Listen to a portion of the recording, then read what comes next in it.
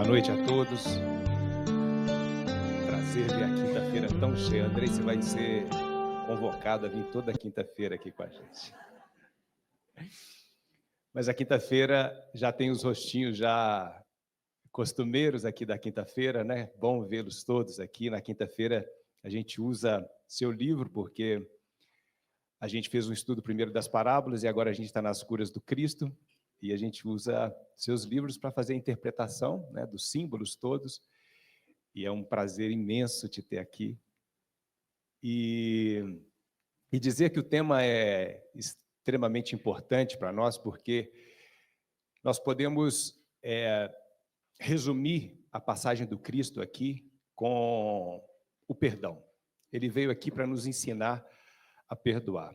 Quinta-feira que vem, nós vamos fazer uma interpretação da Semana Santa com o simbolismo do perdão, porque o Cristo deixou como última mensagem para nós o perdão.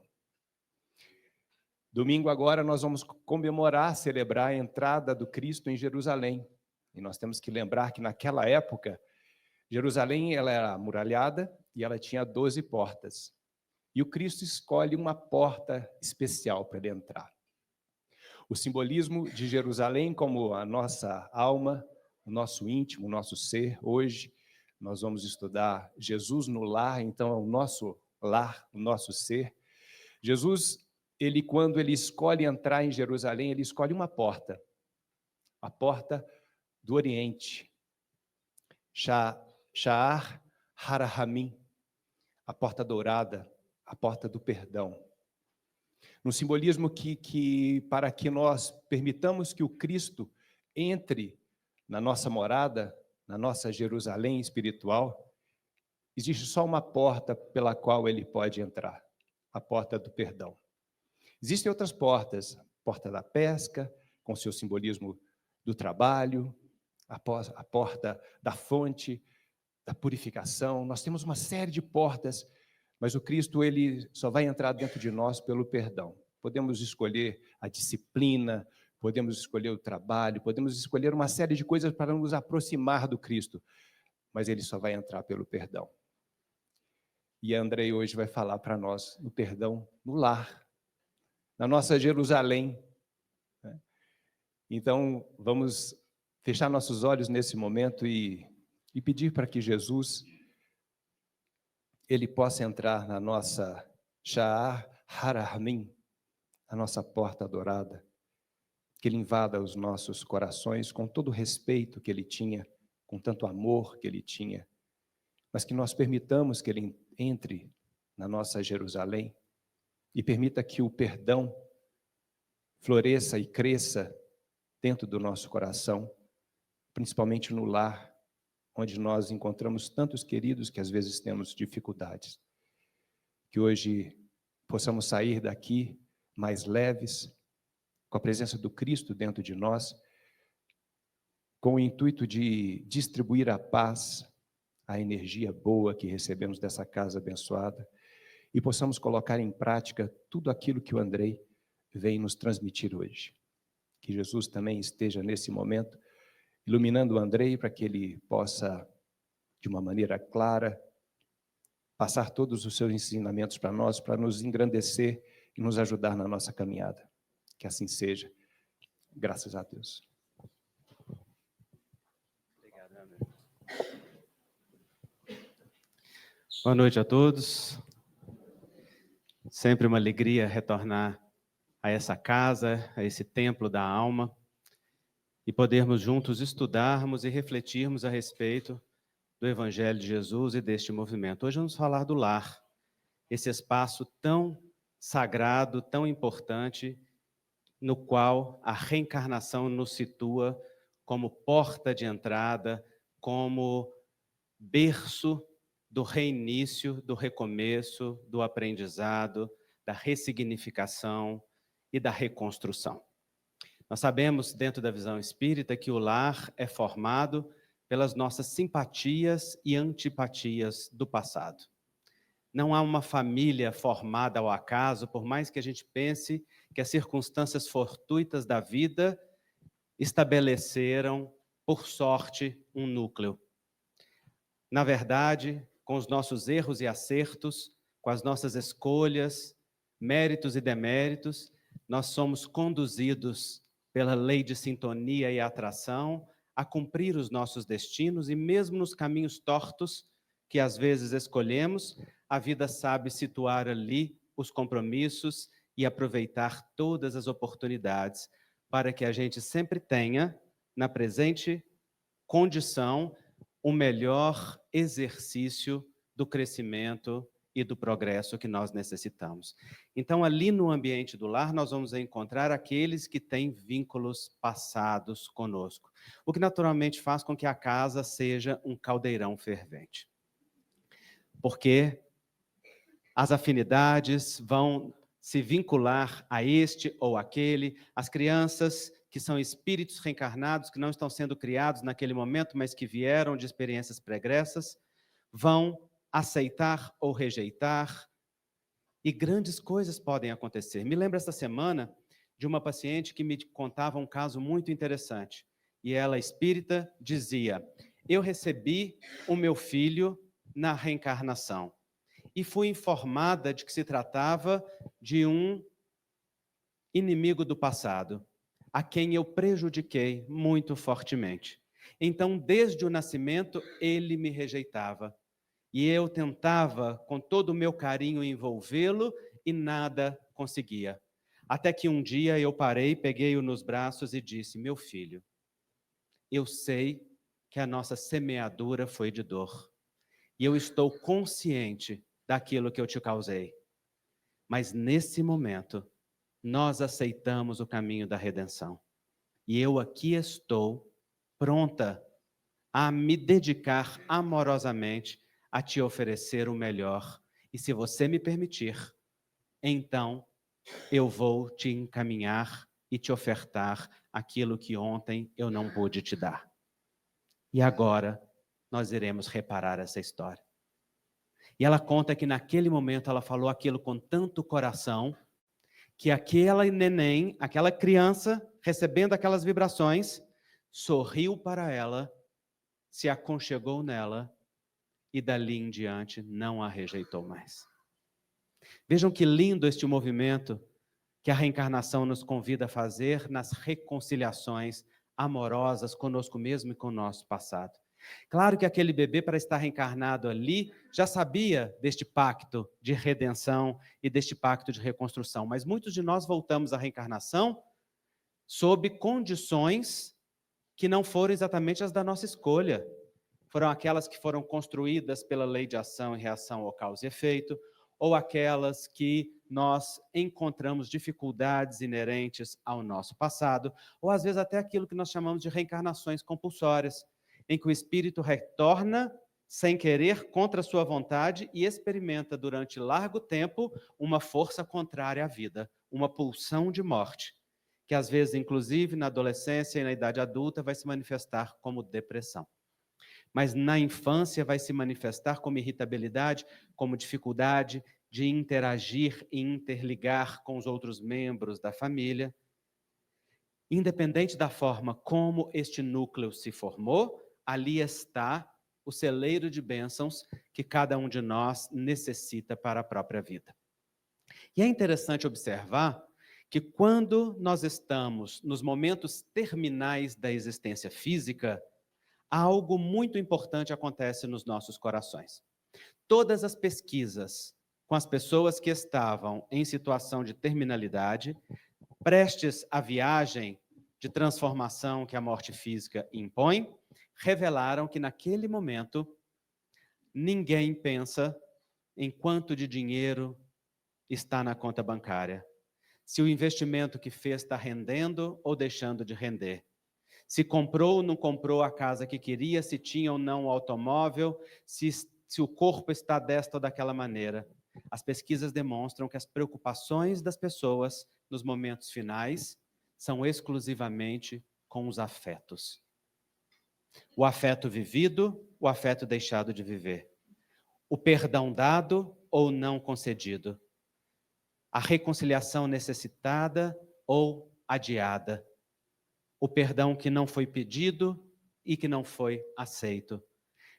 O que importa quando nós estamos retornando à vida maior é aquilo que a traça não corrói e o ladrão não rouba. Mas se é assim, se nós somos viajores da vida, que é no momento de reencontro conosco mesmos, percebemos que o afeto é o grande alimento da alma, então é justo que, conscientes da imortalidade da alma, nós consideremos o afeto como a essência da vida. Consideremos as relações como grande tesouro. Consideremos aquilo que semeamos no nosso coração e no coração do outro como verdadeiro patrimônio. Tudo mais serve a isto. É instrumento, é meio, é caminho, mas não é finalidade. Porque o grande propósito da vida é que, através desta viagem da existência, a gente possa se aproximar um pouquinho mais de nós mesmos e um pouquinho mais daqueles corações aos quais nós fomos convidados a jornadear junto e que devemos aprender a amar. Por isso, os desafios no lar se configuram para nós como as grandes oportunidades redentoras. E nós precisamos pensar neles, desde as coisas mais simples até as mais graves. Porque falar de perdão é falar de uma limpeza interior. É falar de uma exoneração. Exoneração do quê? Exoneração do peso da dor que nós carregamos. Perdão não é algo que você concede ao outro. Perdão é higiene íntima. É condição de saúde mental. Não existe saúde emocional e saúde mental, e nem física, sem perdão. Porque a ausência do perdão ou a presença da mágoa é um tóxico que envenena a nossa alma. Shakespeare dizia isso. Guardar mágoa é como beber veneno desejando que o outro morra. Ora, o veneno age em quem o guarda e não a quem é dirigido. Porque mesmo que as vibrações do nosso pensamento atinjam seu alvo, nós ficamos repletos daquilo que guardamos dentro de nós. Eu lembro da história de um pai que ensinou isso aos seus filhos, dizendo assim: meu filho, vem cá que eu quero te ensinar uma lição. O filho tinha chegado em casa muito impactado com uma briga que tinha tido na escola, estava muito irritado, muito magoado, e aquilo já estava se arrastando há algum tempo. O pai chamou ele, levou ele para o quintal, deu a ele um saco de carvão e apresentou uma parede e falou assim: eu queria que você fosse pegando carvão por carvão e fosse pensando na pessoa que te magoou e na situação que te magoou e fosse lançando naquela parede. Mas você pode botar tudo para fora. Descarrega aqui, meu filho. E o pai deu a esse filho uma oportunidade de fazer a catarse emocional. Extremamente importante, porque nas nossas mágoas tem raiva armazenada. E a raiva que está armazenada precisa ser liberada. Porque mágoa é raiva contida. Então, eu vou voltar a esse ponto. Ali, o filho, então, pegou o carvão e já foi liberando a sua raiva e pensando e falando nas pessoas e mandando. Quando ele acabou o saco inteiro, o pai falou: tá aliviado? Ele falou: agora tô. Então, olha para a parede. E ele olhou para a parede estava toda riscada. Aí ele falou: ficou marcada, não ficou? Cada coisa que você jogou deixou um risco ou um borrão na parede, não é verdade? É. Agora vem aqui, meu filho. E levou e o colocou de frente de um espelho. E ele estava fuligem de carvão, da cabeça aos pés. E o pai então disse para ele: você marcou a parede, mas está coberto daquilo que lançou. A parede está só atingida, mas você está dominado. E é isto que é a mágoa. Um domínio completo sobre nós mesmos. O poder que nós concedemos a quem ou aquilo que nos feriu. Porque enquanto guardamos aquela mágoa, nós cultivamos aquele estado de coisa que está dentro do nosso coração. E enquanto cultivamos, nutrimos. Só que como uma semente, aquela mágoa vai enraizando e vai fazendo conexões e vai crescendo. E vai gerando filhotes dentro de nós. Porque a amargura gerada por um núcleo de dor produz reações defensivas e novas atitudes dolorosas, e ao término nós temos um produto que nós nem sabemos como foi criado, porque aquilo foi sendo cultivado e foi crescendo dentro da gente. Então, perdão, ele é uma higiene espiritual. Ele é algo que nós concedemos a nós mesmos. Uma autoliberação, uma retomada do poder pessoal. Retirar o poder das mãos de quem nos feriu ou das circunstâncias que nos machucaram, para tomar o direito de decidirmos aquilo que somos e o que queremos nos tornar. Nem sempre podemos evitar que algo nos atinja, porque a atitude do outro nos fere e nós somos muito frequentemente atingidos por algo que nós não temos controle. Embora sejamos vítimas, somos responsáveis. Responsáveis não porque nós tenhamos a responsabilidade pelo ato agressor, mas porque a única pessoa que tem poder pessoal agora para fazer algo com aquilo que nos aconteceu, somos nós mesmos. Então, independente de qual foi a fonte da agressão, sou eu que escolho o que fazer com aquilo. Me lembro da professora que viu o seu aluno chorando e perguntou para ele: fulano, por que você está chorando? E ele disse: porque a fulana falou que eu sou idiota. E ela parou, olhou para ele por um pouco, pensou e disse: mas é verdade, tu é um idiota mesmo. E ele tomou um susto, falou: como assim, professora? E ela disse: presta bem atenção. Fulano, você é um ET. E aí ele começou a rir. Fulano, você é um ET. E ele começou a rir. Aí ela perguntou: por que você está rindo? Porque eu não sou um ET. Você sabe que não é um ET? Sei que não sou um ET. Então, isso não te machuca? Não, isso é engraçado. Então eu só posso imaginar que você, no mínimo, se acha idiota. Porque se a outra te chama de idiota e isso te machuca, talvez dentro de você, você concorde com ela. Mas eu te pergunto, você é um idiota? E ele, conectado com o alto amor e com a consciência naquele momento, falou: não, não sou. Então, aquilo que a outra pessoa disse diz respeito a ela, não diz respeito a você. Por que você está dando poder para a sua colega acima daquilo que você pensa e sente sobre você? Nós fazemos isso porque, no fundo, aquilo que nos machuca toca as nossas feridas invisíveis. Toca aquelas chagas que a gente esconde embaixo do pano. E exatamente porque toca nos pontos vulneráveis, nós reagimos. Então, a nossa reação não diz do outro, diz de nós mesmos. Fala daquilo que está construído dentro de nós. O que eu quero dizer com isso é que nós somos responsáveis pelas nossas mágoas. A nossa mágoa não pode ser produzida pelo outro. O outro pode produzir em nós uma agressão, pode produzir em nós uma marca, pode produzir em nós um movimento. Mas a mágoa é uma construção da minha interpretação sobre aquilo que aconteceu. De como eu acolho, recebo e respondo às circunstâncias do dia a dia. Por isso, o perdão é uma retomada do poder pessoal. É um sair da circunstância de vitimismo e entrar na circunstância da responsabilidade pessoal. E é isso que Jesus ensinava a respeito do perdão. Jesus dizia: se te obrigarem a caminhar 1 milha, caminha com ele 2. E se quiserem tomar-te a túnica, a capa, dá também a túnica. Ou o contrário, já nem lembro mais qual que é o texto do evangelho. É o contrário. Se quiserem te tomar a capa, dá a túnica, não é? Isso é igual a passagem dos peixes e dos pães. Eu nunca lembro se é pães, se é peixes, quanto que são, mas a essência é a mesma, não é? É. Mas um é 5, o outro é 2 e multiplica em 12, não é? Então,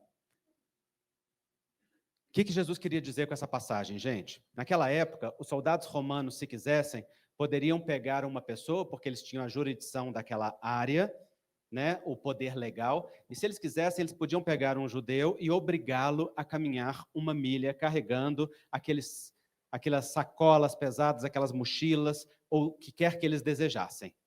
Mas era o limite de 1 milha. Se passasse disso, aquele soldado era considerado um abusador de autoridade. O que Jesus ensina para os apóstolos? Se te obrigarem a caminhar 1 milha, caminha 2. O que Jesus está falando para eles, gente? Se quiserem te subjugar, retoma a sua dignidade, o seu poder pessoal, invertendo a situação. Não devolve na mesma moeda. Simplesmente retoma a sua dignidade. Porque perdão é retomar a dignidade. Essa cena está lindissimamente retratada no filme The Chosen. Quem assistiu essa cena lá vai ver os apóstolos começarem a rir a partir da primeira milha. Eles continuam carregando e começam a sorrir, e os soldados começam a tentar impedir. Não, para, não, já deu. Por quê? Porque a partir dali, eles estavam invertendo a situação. Perdão é inverter o jogo. Se te baterem numa face, oferece a outra. Jesus está ensinando que se você apanhar, dá a outra face para apanhar de novo? Não, gente, não é submissão, não é ser capacho, não é ser servil. Jesus não ensina-nos a sermos servis. Jesus nos ensina a sermos servidores.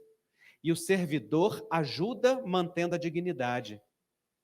O servil se submete e faz com que o outro o coloque em sacrifício. Para Jesus, perdão é retomar a dignidade pessoal em qualquer circunstância. E é o que ele faz. Jesus mantém a dignidade dele em todos os momentos. Pilatos está perguntando para ele o que é a verdade e Jesus está calado, porque Pilatos não tem a mínima competência para compreender o que seja aquilo. Jesus está na cruz, vilipendiado, maltratado de todas as maneiras e está quase silencioso. Poucas frases saem da boca do Cristo e elas deveriam ser estudadas por nós. E a última é: Pai, perdoa-lhes, porque não sabem o que fazem. O perdão conhece o seu poder pessoal e não precisa submeter o outro porque sabe que o outro está movido pela ignorância. Pois não saber é ignorância, crueldade também o é. Qualquer que seja a fonte da agressão é movida por uma vulnerabilidade. E no livro Boa Nova, Jesus vai falar para Pedro: Pedro, o homem no mundo é mais frágil do que perverso. Os nossos familiares não são perversos. Nós não somos perversos. Mesmo que tenhamos características de perversão ou que existam comportamentos pervertidos. No fundo, todos nós somos vulneráveis, frágeis, feridos. Crianças brigando e esperando o seu lugar. Filhos em busca do seu senso de valor e do seu senso de estima pessoal. Buscadores da vida, desejando. E é natural, nesse jardim de infância espiritual que nós estamos, que os conflitos sejam enormes, porque aquilo que vive dentro de nós é ainda um grande desafio. Então, perdoar é retomar a dignidade pessoal, é inverter o jogo, é resgatar o direito de ser senhor da sua própria história, de se liberar do fardo do peso e poder seguir para a vida de forma verdadeiramente livre. Portanto, o perdão que nós concedemos ao outro é uma consequência natural daquele movimento de perdão que nós fazemos internamente. Mas eu queria levar-nos um pouco mais profundo. É interessante nós olharmos para as nossas atitudes magoadas. E quem aqui tem mágoa? Só para eu saber. Não, é só para eu avaliar o nível de consciência da turma. Não é? Porque aqui não salva ninguém. Tem os que estão conscientes das mágoas e os que estão iludidos quanto à ausência delas. Os que se sentem bonzinhos, os que se sentem elevados e aqueles que se sabem humanos. No fundo, nós todos temos. E uma hora ou outra se revela. Às vezes, para alguns, só se revela no plano espiritual. Quando vai perceber que por trás do bonzinho ou do elevado tinha uma postura servil, ou uma dificuldade de confrontar, ou até mesmo uma incapacidade de se dar o direito de ficar magoado ou de se ofender diante de um pai, de uma mãe, de um irmão ou de qualquer pessoa dentro do lar. Ser bonzinho não significa ser bom. Porque quem é bonzinho para o outro, mas não é bom consigo, abusa de si mesmo e falta-lhe a verdadeira bondade. Ser servil não é estar com o coração cheio de amor para dar. Jesus disse com muita clareza: amai ao próximo como a ti mesmo. O auto-amor é condição essencial para o amor verdadeiro ao próximo. Se nós não nos respeitamos e não nos amamos, aquilo que nós ofertamos para o outro é uma barganha emocional em troca de afeto, reconhecimento, respeito, validação, amor, porque às vezes foi a linguagem afetiva que nós aprendemos na infância, quando aprendemos a nos calar e a reprimir aquilo que nós somos, para atender aquilo que os outros gostariam que fôssemos. O que é muito comum no processo educacional. Mas verdadeiramente bom é aquele que é bom para o outro, mas é também bom para si. Portanto, mantenha a sua dignidade. Nem se rebaixa, nem se exalta. Igual. Porque a dignidade mantém-nos no mesmo nível de conexão espiritual uns com os outros. Acontece que o magoado precisa olhar com mais propriedade para a sua mágoa. Nós todos precisamos olhar mais seriamente para a nossa mágoa. Por quê? O que é o verdadeiro desejo do magoado? O que o magoado quer? Que peça desculpa. O que mais? Entendimento. O que mais? Vou falar com vocês porque Morfeu ataca durante as palestras. Quando a gente vê, já tem gente desdobrada, entendeu? O que mais? O que o magoado verdadeiramente quer? O magoado não quer reconciliação nem quer justiça. O magoado quer vingança. O magoado não quer que lhe peçam desculpa, quer que o outro se humilhe. O magoado não quer entendimento, quer supremacia. A mágoa é um falso lugar de superioridade. É orgulho, é a expressão do nosso orgulho. Aquele que se sente magoado se sente sobre o outro. Portanto, se sente maior. E exatamente por se sentir maior, olha de cima para baixo para aquele que lhe deve. Para que haja perdão, é preciso que a gente conceda a nós mesmos e ao outro o direito de humanidade. Isso significa que estamos todos no mesmo nível. Você pode agora ser vítima e estar afetado por uma ignorância, crueldade ou qualquer outra coisa que o outro lhe tenha feito. Mas você que hoje é vítima, ontem foi algoz, é algoz em outra relação ou será algoz amanhã. Porque nunca sabemos, aqueles que estão virtuosos, o que seremos quando a vida nos trouxer para acerto de contas aquilo que ainda está guardado e que não nos foi apresentado. Então, o desejo do magoado é de subjugar o outro. Então, não basta que o outro peça desculpa, tem que vir pedir desculpa humilhado. Não basta que reconcilie, precisa sofrer um cadinho.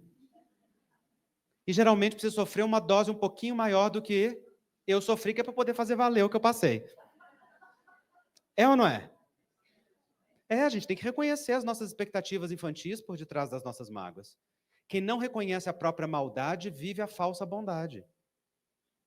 Jung tem uma frase excelente, ele diz: uma árvore cujas copas queira atingir os céus, precisa ter raízes tão profundas que toquem os infernos. Quem não reconhece a própria maldade não desenvolve a real bondade. Porque nós todos temos o potencial de sermos cruéis. Nós todos temos o potencial de sermos ferinos. Nós todos temos o potencial de machucar muito. Nós todos temos o potencial de sermos lesivos. E quem não reconhece a própria sombra, projeta no outro aquilo que não enxerga em si. E aí vai enxergar no outro excessivamente a sombra que o outro possui, sem conseguir olhar para si mesmo. Mas quando o dedo aponta o outro, tem 3 apontados para nós. Então a consciência de nós mesmos, ela precisa reger o processo do perdão. Sim, hoje o outro me feriu e me feriu feio, mas eu também já fiz a mesma coisa com outros, ou posso fazer. O outro é humano. Ah, André, então quer dizer que eu passo pano para o que o outro fez, ou eu ignoro? Não, você equilibra a relação. Equilibrar é dar ao outro a dignidade de reparar. Equilibrar é dar às relações uma nova chance de se reconstruir, quando é possível. Porque há situações que o perdão requisita que a gente bote um limite bem claro e tome uma boa distância, porque o outro pode estar numa postura de toxicidade num momento tal que estar próximo é ferino. Mas, dentro do meu coração, eu posso restabelecer o respeito por aquela pessoa, mesmo que eu precise ficar bastante distante. Equilíbrio é diferente de perdão. Perdão é liberação emocional, retirar das costas a carga. Equilíbrio é dar o direito de poder reparar. O que a vida faz conosco? Deus passa pano para a gente? Passa ou não? Mas de jeito nenhum, né, gente? Vocês já estudaram a lei de causa e efeito? O trem é ferrado, como a gente diz aqui em Minas Gerais. Vai ler No Mundo Maior, Libertação, de André Luiz, vai ver os casos. A gente pena, às vezes, séculos por um instante de ignorância. Não é? Por quê? Porque às vezes a gente constrói coisas tão complexas que reparar e reconstruir demanda tempo. Deus nos isenta da responsabilidade? Não, Deus nos dá a oportunidade de reparar e equilibrar. E claro, fazemos isso mergulhados na misericórdia divina, na compaixão e na sustentação. E é exatamente isso que nós precisamos fazer uns com os outros. Ofertar a compaixão como adubo das relações. Sem compaixão não tem saúde relacional. Compaixão é reconhecer que nós todos somos humanos. Nós todos falhamos. E reconectar da maneira que seja possível é um ato legítimo, justo, maravilhoso. E às vezes a gente precisa apenas de pequenas coisas. Eu me lembro do dia que eu cheguei em casa e eu tinha 16 anos de idade e eu estava entusiasmado porque havia relembrado o que era o Evangelho. Tinha conhecido a doutrina espírita faz pouco tempo e estava frequentando um centro espírita e então eu estava entusiasmado. E eu lembro de andar pela rua e falando, meu Deus, o Evangelho, é claro o Evangelho. Onde é que eu estava com a cabeça esse tempo todo que eu não lembrava do Evangelho? Era como quem desperta de um sono muito demorado. E eu estava entusiasmadíssimo. E eu entrei de cabeça estudando o Espiritismo e logo quis dar passe na casa que eu fazia parte. Eu tinha 16 anos, estava acabando de chegar, vivo numa casa muito conservadora. Eu fui para o dirigente e perguntei, posso dar passe? E ele disse, não. E eu disse, do meu jeito ariano de ser, muito calmo e sereno, por que não? E ele disse, porque você ainda não tem maturidade, não conhece. Interessante que nesta casa, os dirigentes faziam os jovens o tempo todo construírem sobre si a ideia de que não podiam, não tinham competência, não tinham capacidade, não estavam prontos e não estavam preparados. E eu, em pleno potencial, querendo florescer, tinha o tempo todo uma força que inibia. A tal ponto que 1 ano depois eu tive que sair desta casa para poder florescer em outro jardim. E é uma pena que os jovens tenham que sair de uma casa porque não tiveram oportunidade de crescer ali. É preciso estimular os jovens. Não é preciso deixar um menino de 16 anos que acabou de conhecer a doutrina espírita dar passe, naturalmente. Mas é preciso dar trabalho para ele.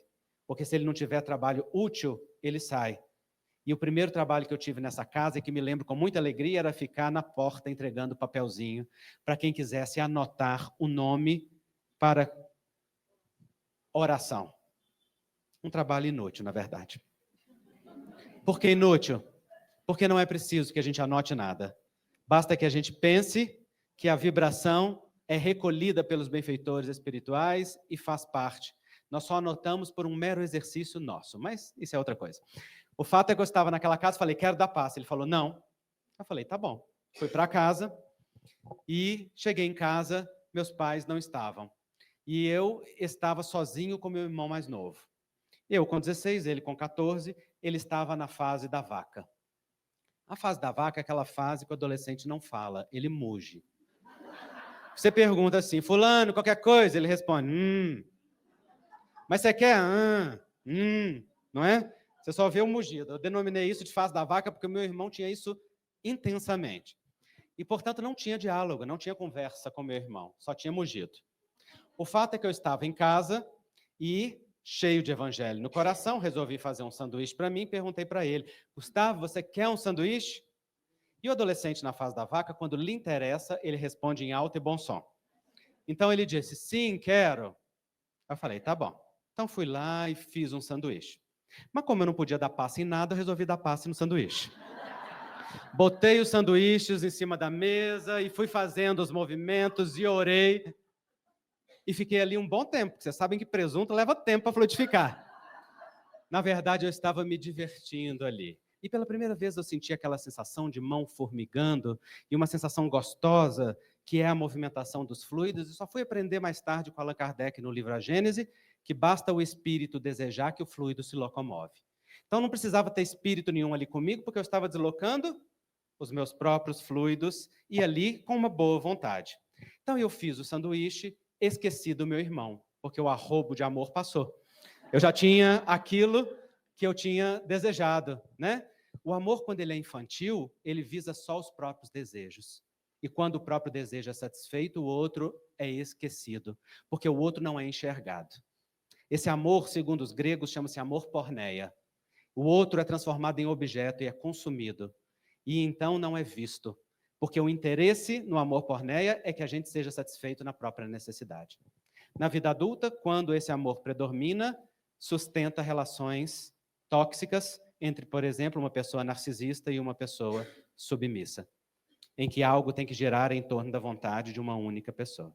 O fato é que meu arrobo de amor passou e eu fui para o quarto e esqueci do meu irmão, esqueci do sanduíche, esqueci de tudo. Estava sentado na minha cama, porta fechada, lendo um livro de André Luiz, quando de repente eu ouço baterem a porta. Eu assustei, perguntei quem é, como se eu não soubesse, só estávamos nós dois em casa. Mas eu quis ter certeza, e ele disse, sou eu. Falei, pode entrar. Ressabiado. Ele abriu a porta, com um sorriso daqui até aqui, chegou perto de mim, me deu um beijo no rosto, sorriu e saiu. E naquele momento, algo se moveu dentro do meu coração. Eu pensei, meu Deus, um sanduíche fluidificado faz uma maravilha dessa, o que não será possível fazer um ato legítimo de amor. Mas o que eu aprendi naquela noite foi que pequenos gestos de afeto dissolvem grandes indiferenças. Às vezes, nós só estamos distantes uns dos outros dentro do lar, ignorando ou dando gelo, porque estamos movidos pelo nosso núcleo infantil que não sabe expressar as emoções, que não sabe dizer o que sente e o que pensa, que não sabe pedir o que precisa, que não sabe comunicar a sua linguagem de amor, que não sabe do que gosta e como gosta, ou não sabe acolher o do outro. E quando uma experiência afetiva rompe as fronteiras daquilo que nos congela, então um dique de amor se arrebenta dentro de nós e um fluxo afetivo vai na direção do outro muito intensamente. Que perda de tempo é sustentar a mágoa no coração e a distância daqueles que nós amamos. Que tempo perdido é aquele que nós não pedimos perdão e não concedemos o perdão para o outro. Mas precisamos ser sábios neste processo. Porque quando nós dizemos para o outro, me perdoe, nós estamos cometendo duplo abuso. Me perdoe significa, eu te feri, eu fiz algo que te ofendeu, eu te machuquei, e agora eu gostaria que você me isentasse da responsabilidade disso. Como se sente a pessoa? Com dupla sobrecarga, não é verdade? Ao invés de me perdoe, nós podemos exercitar uma outra frase muito terapêutica. Fulano, eu sinto muito pelo que eu te fiz. Quem sente? Eu. Quem precisa fazer algo com o que sente? Eu. Eu sinto muito. Se você me permitir, eu reparo. Eu reconstruo. A gente recomeça. Nós aprendemos. Nós crescemos. O que é isso? É transformar em adubo aquilo que era apenas um esgoto. A matéria-prima é a mesma, gente. A diferença é que o esgoto contamina e o adubo faz crescer. Nós saímos das experiências de dor quando nós tiramos delas aprendizado, crescimento, oportunidade de alçar um novo voo. Por isso o perdão é uma autopromoção.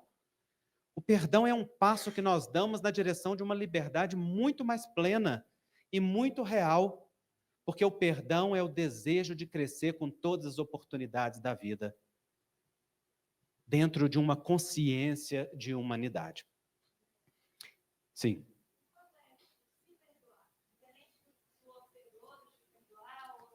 Se perdoar é conceder a si mesmo esta visão de humanidade.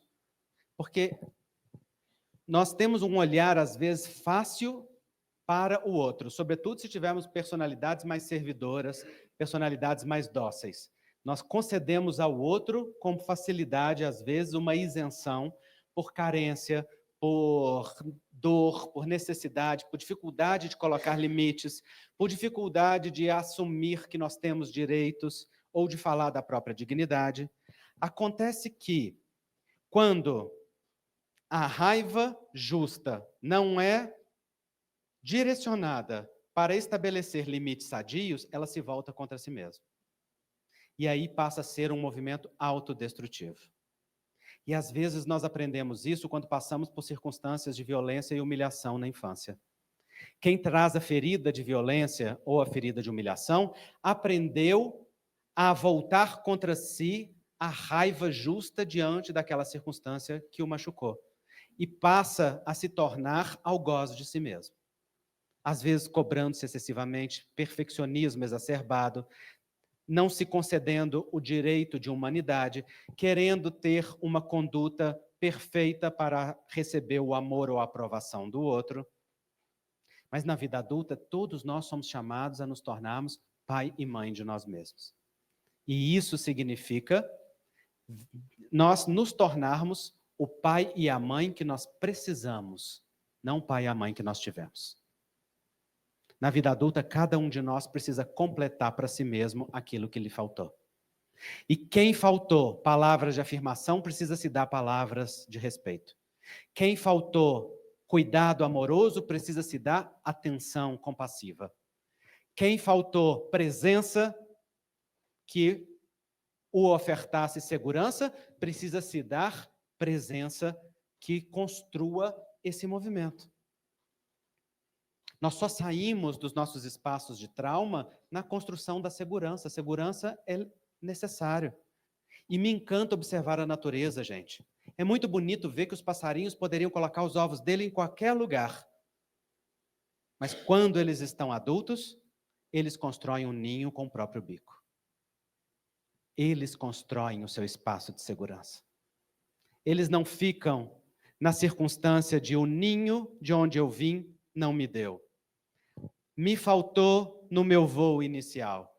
Eles vão com o seu próprio bico e buscam o que precisam e tecem o próprio ninho. Cada um de nós precisa tecer o ninho dentro do coração. Isso é um olhar compassivo, amoroso, terno consigo mesmo. E isso começa no momento que a gente começa a se respeitar. Portanto, o respeito não precisa ser uma tendência inata que a gente aprendeu, porque ela pode nos ter faltado. Ele pode nos ter faltado. O respeito precisa ser uma decisão de nos conceder o mesmo que nós ofertamos para o outro, de nos dar a mesma imagem que nós temos do outro. E às vezes a única coisa que a gente precisa é servir no próprio prato o banquete que a gente oferta para o mundo. Então, quando o olhar para o outro é compassivo, nós precisamos olhar para a gente com aquele mesmo carinho. Auto-amor é construção, cura interior é processo no tempo.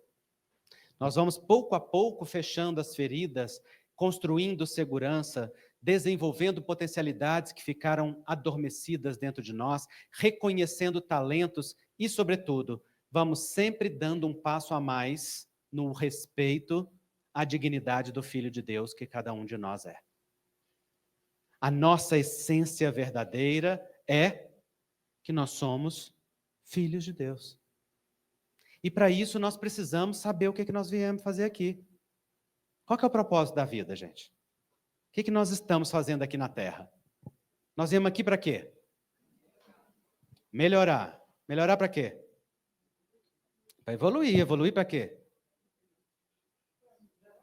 Para melhorar. E melhorar para quê? Está parecendo disco repetido, hein? O que a gente veio fazer aqui, gente? O espírita não pode ter dúvida disso, não. Viemos amar. O que nós viemos fazer aqui, gente? Amar. O que nós viemos fazer aqui, gente? Não é amar. O que nós viemos fazer aqui, gente? Aprender. Aprender para quê? Para ser feliz. Ser feliz para quê? Nós só viemos aqui fazer uma única coisa. Viemos aqui ser si mesmo. O grande objetivo da vida é que cada um se torne aquilo que é.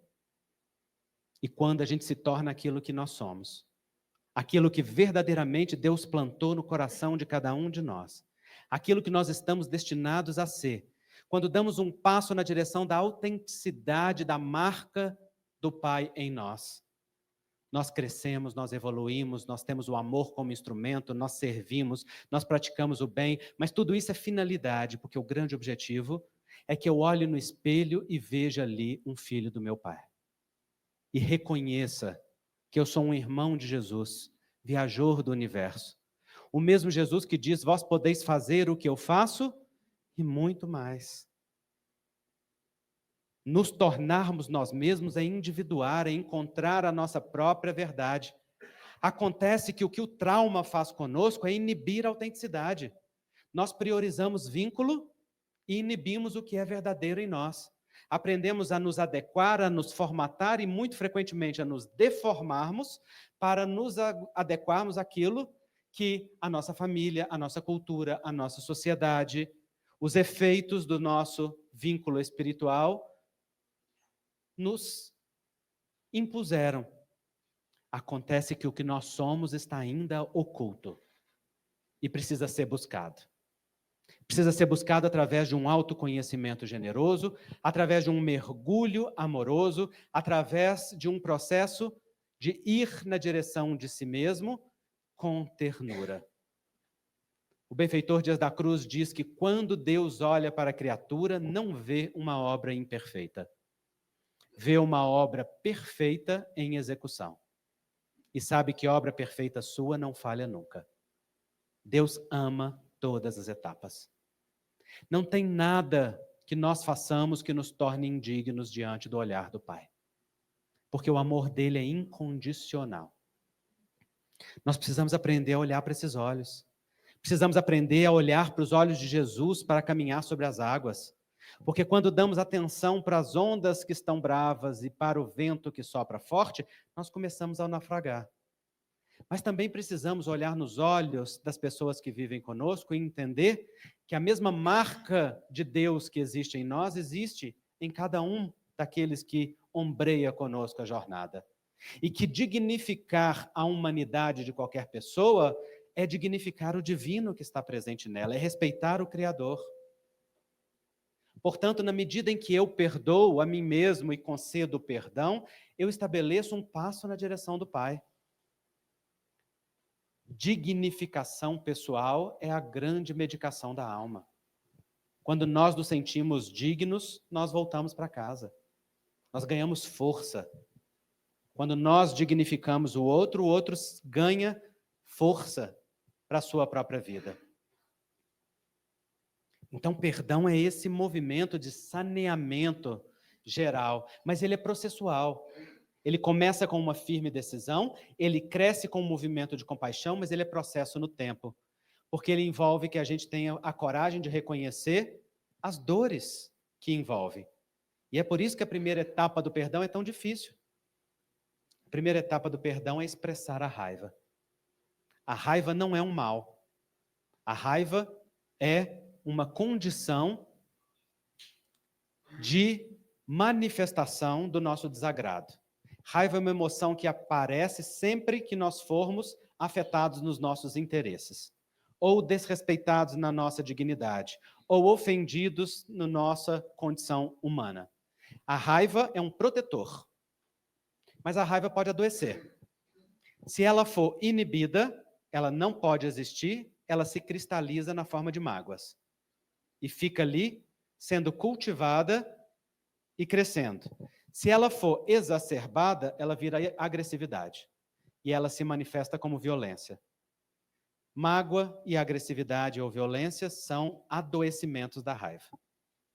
A raiva, quando é justa e bem utilizada, ela bota limite, ela coloca autoproteção, ela observa aquilo que nós precisamos, ela nos leva a reconhecer qual é a nossa real necessidade. Então, expressar a raiva não é se tornar agressivo, Expressar a raiva é reconhecer que o nosso direito de expressar dignidade é um direito fundamental de todo ser humano. E, às vezes, para que você consiga perdoar, é preciso que se afaste de uma relação. Até para conseguir olhar em perspectiva e poder ver ampliado. Às vezes, para perdoar, você vai precisar se aproximar. Às vezes, para perdoar, você vai precisar delinear um limite claro. Olha, algo foi ultrapassado. Não é? Em muitas famílias, as relações estão amalgamadas, estão misturadas. E nós estamos identificados com sentimentos dos outros e ocupando lugares que não nos pertencem. E quando há essa falta de limite na ordem familiar, há muitas mágoas. Então, muitas pessoas, por exemplo, carregam pela vida uma mágoa do pai por conta dos sentimentos da mãe. Ou uma mágoa da mãe por conta dos sentimentos do pai. Há muitos filhos que se relacionam com o marido da mãe, não com seu pai. Se relacionam com o homem da mãe e não com o pai. Porque se identificaram com as dores da mulher ferida, entraram como defensores daquela mulher, se colocando no próprio lugar do companheiro dela, e, portanto, invertendo a ordem, e fazendo frente ao pai. O que às vezes é inevitável quando há situações de violência dentro de casa ou de agressão franca, os filhos naturalmente ocupam este lugar. Mas em algum momento vai precisar afastar, desidentificar-se do sentimento da mãe, devolver a ela o que pertence a ela, porque essa devolução não é deixá-la abandonada, essa devolução é respeitar a dignidade de que cada um dá conta do seu destino. E poder olhar para o pai de forma direta, sem triangular a relação com a mãe. Ou olhar para a mãe de forma direta, sem triangular a relação com o pai. Às vezes nós vamos precisar colocar limites e reconhecer que o nosso lugar é de filho, não é de pais dos nossos pais. E que nós nos magoamos porque estamos querendo fazer por eles aquilo que eles não precisam, ou querendo ocupar para eles um lugar que não pertence a nós. E os filhos que invertem a ordem com os pais estão continuamente achando que os pais são ingratos ou agressivos, ou que não os dão aquilo que precisa. Não, é você que está invadindo espaço. Às vezes invadindo espaço com a anuência deles, ou às vezes eles mesmos colocaram você nesse falso lugar de poder pessoal. Mas na vida adulta, nós construímos o ninho com o próprio bico.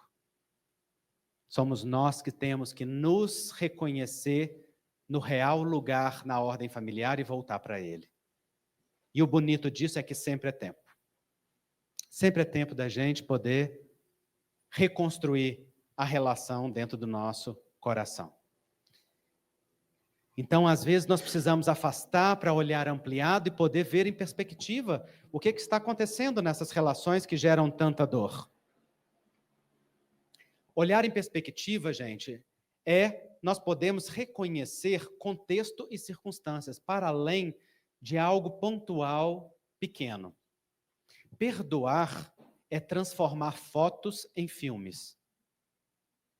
As fotos são registros congelados de um momento.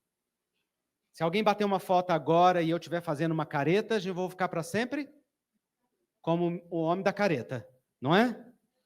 Então, o que acontece com as nossas narrativas familiares, a forma que nós contamos uns para os outros que eu sou, o outro é que nós reproduzimos nas narrativas os congelamentos fotográficos. Papai é o agressor, papai é o autoritário, mamãe é a submissa, mamãe é a mandona. E a gente passa a se relacionar com as fotografias e perde a perspectiva do filme.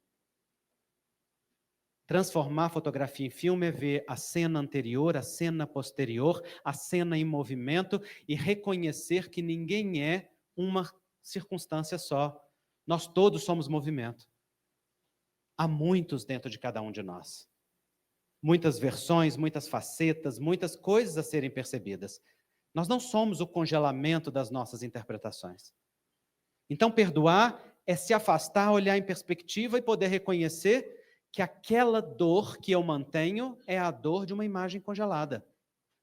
E, às vezes, o que está congelado é a minha reação diante de um trauma. É, às vezes, a força de me proteger, de me defender, ou de botar limite, ou de dizer não, ou assim não, que ficou travada. e que nós vamos ter que desenvolver ao longo da vida. Porque desenvolver esta competência é uma necessidade para a imunidade espiritual de cada um de nós.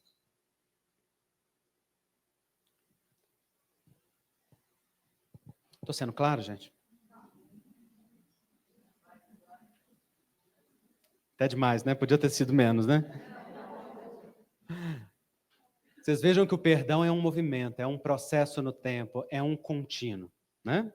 Vocês têm alguma pergunta antes que a gente encerre? Que agora que eu vi que nós já estamos no tempo. Alguma questão? Quer me xingar? Aqui vocês podem expressar raiva. Eu vim para o centro querendo ser consolado, confortado. Vou sair daqui agora com a consciência culpada. Essa é a boa culpa, tá, gente? É a culpa da responsabilidade pessoal. É quando eu percebo aquilo que me afeta está sobre o meu poder. A nossa parte que quer ser consolada é a parte infantil. E claro, ela tem lugar e ela pode ser consolada e ela merece ser confortada. E o Centro Espírita oferece isso aos montes. Eu fiquei felicíssimo de ver, e eu sempre fico quando eu venho aqui e vejo a casa começando uma reunião pública com louvor. Que coisa maravilhosa, que conforto para os nossos corações, nos conectarmos à grandeza de poder louvar. Todas as casas espíritas deviam ter isso e deviam começar todas as reuniões dessa forma. Estava falando aqui com o Theo, que só conheço o Manuel Felipe Santiago, que faz isso, cantando um hino evangélico aqui, não é? Nos levando à conexão. Nós precisamos louvar. Louvar é confortar o nosso coração. Sim, Deus cuida de mim. Na sombra das suas asas, Deus cuida de mim. Nós não precisamos ter dúvida nenhuma de que nós estamos debaixo do amor misericordioso do Pai. Isso é profundamente consolador. Mas esse amor é o mesmo que diz: assume aquilo que é teu. Limpa a sua bagunça.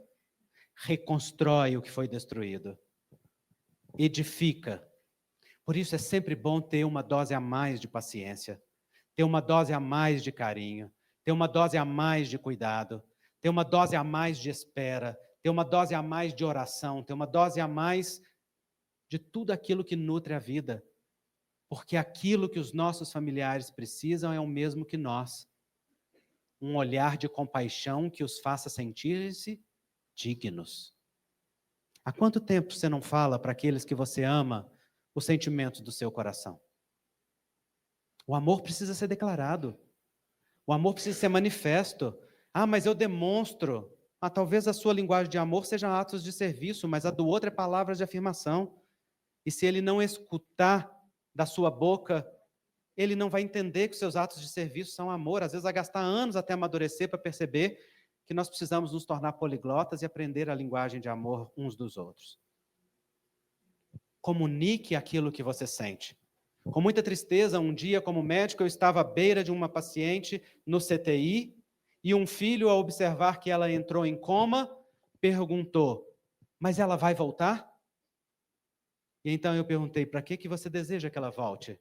Eu desejo dizer a ela que eu a amo. Ele nunca havia dito. E ela não voltou.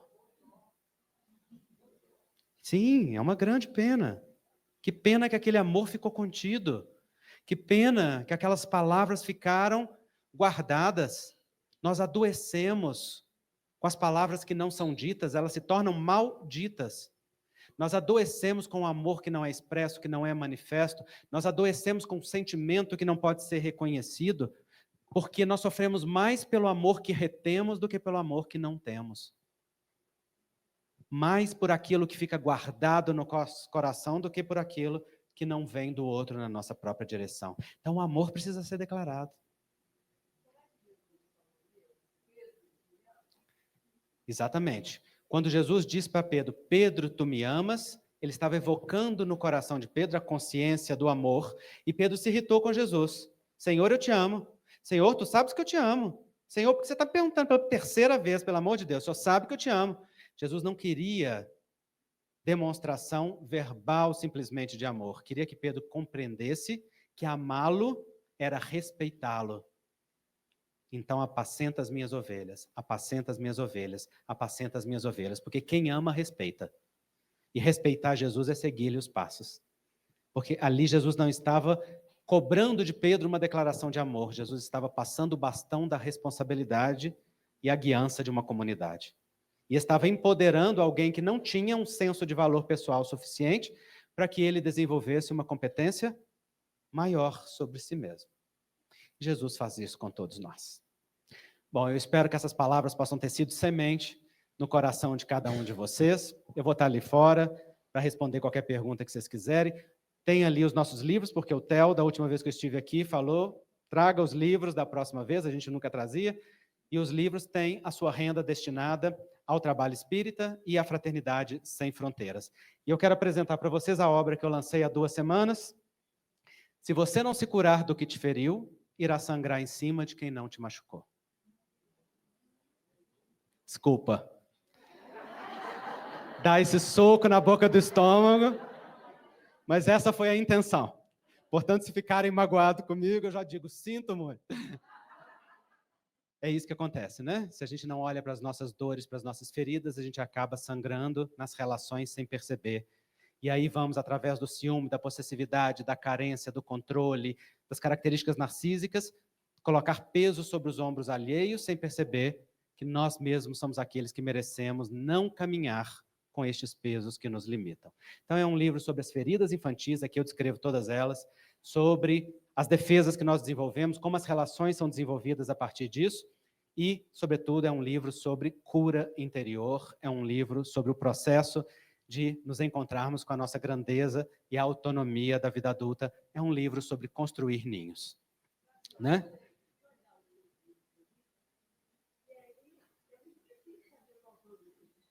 É, por isso que você precisa levar todos, entendeu? Você já pega a coleção inteira. Inclusive, eu queria dizer para vocês que um dos maiores capítulos deste livro é também sobre o perdão, tá bom? Então, parte do conteúdo que eu partilhei com vocês tem aqui. Muito obrigado mais uma vez pela oportunidade. Desculpa ter passado um pouquinho, fazer oração? Aí já abuso, Theo. Vamos lá.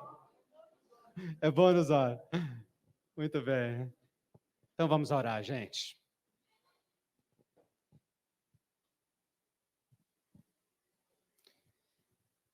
Senhor Jesus,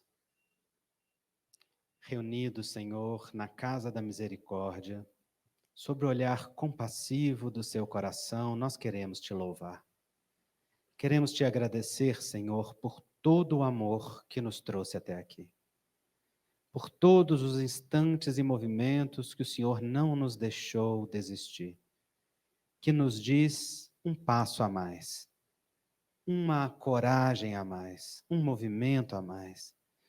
Nós queremos agradecer, Senhor, todos aqueles que são instrumentos do teu amor em nossa vida. Todos aqueles que nos ofertam a bênção do teu amparo. E por receber, queremos também ofertar, Senhor.